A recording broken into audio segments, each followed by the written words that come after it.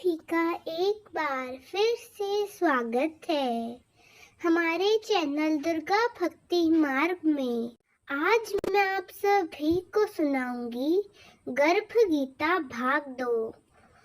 हाँ मेरे प्यारे बच्चे, आगे हमने आपसे एक नई चीज के बारे में अर्जुन और भगवान श्री कृष्ण क्या कहते हैं वे सारी बातें बताई। भगवान श्री कृष्ण ने अर्जुन के सारे सवालों के जवाब जैसे दिए वह वाकई समझने से जो आपने अच्छी तरह से ग्रहण की यही होगी, ऐसे मैं आशा करती हूँ। भगवान श्री कृष्ण ने सारे सवालों के जवाब दिए जो हर किसी के जीवन पर लागू होते हैं, जैसे कि जीव गर्भ में कैसे किस कारण से आता है, कैसे कर्म कोई किसी चीज को जन्म मरण से मुक्ति दिलाते हैं, जीव को जन्म समय गर्भात की पीड़ा क्यों भुगतनी पड़ती है और जन्म समय जीव को कष्ट क्यों होता है। अब इन सारे सवालों का जवाब आपको भी मिल ही गया होगा। आगे श्री अर्जुन कुतूहलता से भगवान को काम, क्रोध, लोभ, मोह और अहंकार जैसे विकारों को वश में कैसे करें, उसके लिए सवाल करते हैं। अर्जुन नतमस्तक होकर श्री कृष्ण से पूछते हैं कि हे जनार्दन, यह मन मस्त हाथी की तरह है।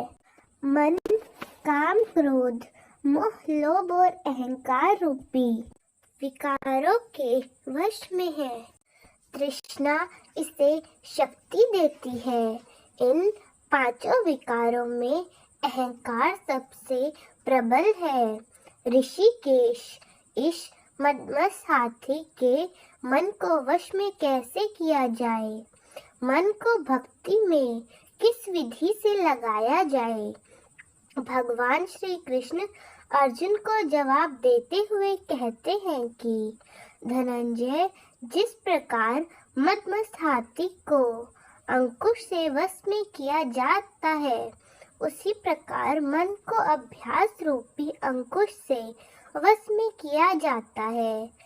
भक्ति और ज्ञान निरंतर अभ्यास से ही तो मिलते हैं। भगवान का यह जवाब हमें भी बहुत प्रेरणा देता है।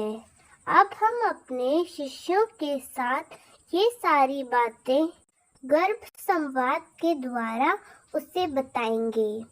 तो आप सभी माताएं अपनी दोनों आंखें बंद कर दोनों हाथ अपने गर्भ पर रखकर गर्भ संवाद की शुरुआत करें। हे मेरे प्यारे शिशु, श्री अर्जुन ने भगवान श्री कृष्ण से यह प्रश्न किया था।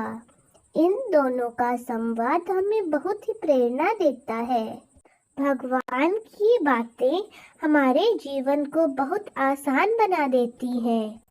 आप इस कलयुग में अपने मन को शांत रखना, जैसे कोई जंगली अधिक खूंखार प्राणी को भी योग्य अंकुश से वश में कर सकते हैं, जिससे वह हमारे इशारे से काम करता है, वैसे ही आप अपने मन को शांत रखना।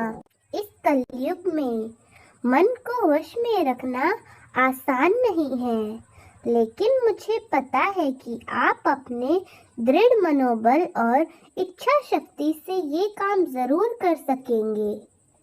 मेरे बाल स्वरूप हमारा मन भी हमेशा काम, क्रोध, लोभ, माया, ईर्ष्या जैसे विकारों में ही भरा हुआ रहता है। लेकिन अगर आप अपने मन को संस्कार रूपी पानी से सींचोगे तो ध्यान, साधना, योग का यदि आप सहारा लोगे तो आप भी अपने मन को जरूर इन सारे विकारों से बाहर निकाल कर अपने जीवन को सुखी करोगे ही, लेकिन आप अपनी सकारात्मक ऊर्जा से दूसरों के जीवन में भी। मनुष्य जीवन मिलना बहुत ही मुश्किल है, इसीलिए आप उसका महत्व समझकर इन सारे विकारों पर काबू कर अपना जीवन एक फूल की तरह सुगंधित बनाना। उसके लिए मैं भी गर्भ संस्कार के माध्यम से सदैव आपको संस्कार दूंगी। तो दोस्तों, कैसी लगी आपको हमारी आज की वीडियो? कमेंट्स में ज़रूर बताएं। धन्यवाद।